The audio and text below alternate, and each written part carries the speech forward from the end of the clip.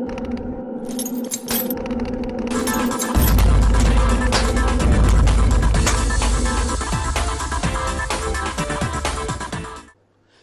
હું અંકુર રાવલ લઈને આવી ગયો છું આપણા જગતના સમાચાર. ક્રિમિનલમાં આજે આપણે વાત કરીશું નકલી નોટનો કારોબાર અત્યાર સુધી મોટા શહેરોમાં મળી આવતો, હવે ગામડામાં નકલી નોટનો કારોબાર ઝડપાઈ રહ્યો છે. આ ઘટના પાટણના દિલમાલ ગામની છે. અહીં નકલી નોટનો કારોબાર ઝડપાયો છે. એક શોપમાં નકલી નોટ છાપી માર્કેટમાં વહેતી કરવાના હતા, ત્યાં પોલીસે રેડ પાડી અને આખો કારોબાર ઝડપી પાડ્યો. કોણ છે નકલી નોટના વેપારી? આવો જોઈએ.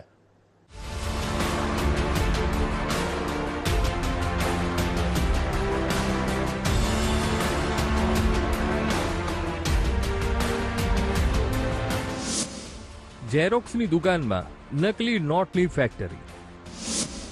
દિલમાલ ગામની ઘટના. 500ના દરની નકલી નોટો ઝડપાઈ. પહેલા મોટા મોટા શહેરમાં નકલી નોટનો કારોબાર ચાલતો હતો, હવે ગામડામાં પણ નકલી નોટનો કારોબાર ચાલી રહ્યો છે. નાના ગામડામાં નકલી નોટ છપાઈ રહી છે. પાટણ જિલ્લામાં નકલી નોટોનું માર્કેટ ગરમ કરવાનો મોટો કારસો નિષ્ફળ ગયો છે. પાટણ લોકલ ક્રાઇમ બ્રાન્ચ અને ચાણસ્મા પોલીસને એક એવી બાતમી મળી જેણે આખાય પંથકમાં ચકચાર મચાવી દીધી છે. ચાણસ્મા તાલુકાના દિલમાલ ગામમાં આવેલી શિવમ ઇન્ફોટેક નામની ઝેરોક્સની દુકાન પર પોલીસે જ્યારે અચાનક દરોડો પાડ્યો ત્યારે અંદરનું દ્રશ્ય જોઈને પોલીસ પણ ચોંકી ઉઠી હતી. ઝેરોક્સ કરવાના બહાને આ દુકાનની અંદર કલર પ્રિન્ટર વડે ₹500ના દરની આબેહૂબ નકલી નોટો છાપવામાં આવી રહી હતી. પોલીસે ઘટના સ્થળેથી ₹500ના દરની કુલ 492 નકલી નોટો જપ્ત કરી છે, જેની બજાર કિંમત ₹2,46,000 થાય છે. ટીવી સ્ક્રીન પર જોવા મળતો આ મુદ્દામાલ જપ્ત કર્યો છે. કોણ છે નકલી નોટનો કારોબારી? પોલીસે આ સમગ્ર કૌભાંડના મુખ્ય સૂત્રધાર નિકુલ ઠાકોર અને તેની સાથે સામેલ એક સગીરને રંગે હાથે દબોચી લીધા છે. આ રેકેટમાં માત્ર નોટો જ નહીં, પરંતુ ગુનામાં વપરાયેલું કલર પ્રિન્ટર, કોમ્પ્યુટર સેટ અને એક મોટરસાયકલ સહિત કુલ ₹1,01,100નો મુદ્દામાલ પણ પોલીસે કબજે કર્યો છે. પરંતુ વાત અહીં પૂરી નથી થતી. પ્રાથમિક તપાસમાં જે ખુલાસો થયો છે તે ચોંકાવનારો છે. આ નકલી નોટોના કૌભાંડના તાર છેક દિલ્હી અને રાજસ્થાન સુધી જોડાયેલા હોવાનું સામે આવ્યું છે. નકલી નોટના તાર દિલ્હી સુધી. બંધ બારણે નકલી નોટ છાપતા, આંગડિયા દ્વારા હેરાફેરી થતી. આ સમગ્ર રેકેટમાં પકડાયેલ આરોપી નિકુલ ઠાકોર જે તે સમયે દિલ્હી ખાતેની આંગડિયા પેઢીમાં નોકરી કરતો હોવાનું તપાસમાં ખુલ્યું હતું, અને એ જ આંગડિયા પેઢી દ્વારા આ ચલણી નોટો છાપવા માટે નિકુલ ઠાકોરને કહ્યું હોવાની પ્રાથમિક હકીકત ખુલી છે. ત્યારે ચાણસ્મા પોલીસે આ બાબતે આરોપીના રિમાન્ડ મેળવી દિલ્હી આંગડિયા પેઢી કઈ છે તે દિશામાં પણ તપાસ હાથ ધરશે. પરંતુ હાલ તો આ આંતરરાજ્ય ગેંગના અન્ય 3 આરોપીઓ હાલ ફરાર છે, જેમને પકડવા પોલીસે ચક્રો ગતિમાન કર્યા છે.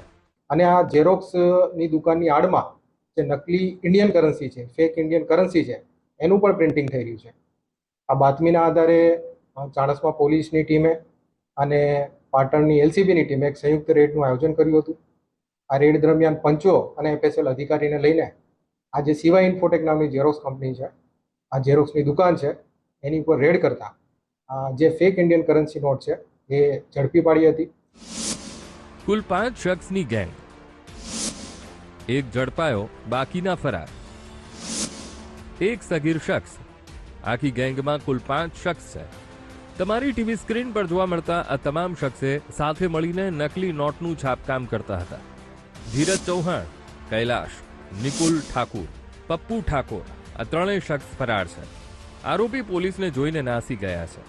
ઝડપાયેલ તમામ શખ્સ નકલી નોટનું છાપકામ કરતા હતા. આરોપી ₹500ની નકલી નોટ છાપી હતી, હવે બીજા રાજ્યમાં ઘુસાડવી હતી. ત્યાં પોલીસે રેડ પાડી અને તેને ઝડપી લીધા. આ કૌભાંડના તાર દિલ્હી અને રાજસ્થાન સુધી લંબાયા છે. દિલ્હી સુધી નકલી નોટનો વટાવ ચાલતો હતો. પોલીસે કલર પ્રિન્ટર, કોમ્પ્યુટર અને બાઇક સહિત ₹1,01,100નો મુદ્દામાલ જપ્ત કર્યો છે. પ્રાથમિક ઇન્ટ્રોગેશન દરમિયાન બીજા 3 આરોપીના નામ પણ ખુલવા પામેલ છે. જે આરોપીની વાત કરીએ તો આરોપી નંબર 1 ધીરજ ચૌહાણ, મૂળ રહેવાસી બનાસકાંઠા, હાલ દિલ્હી.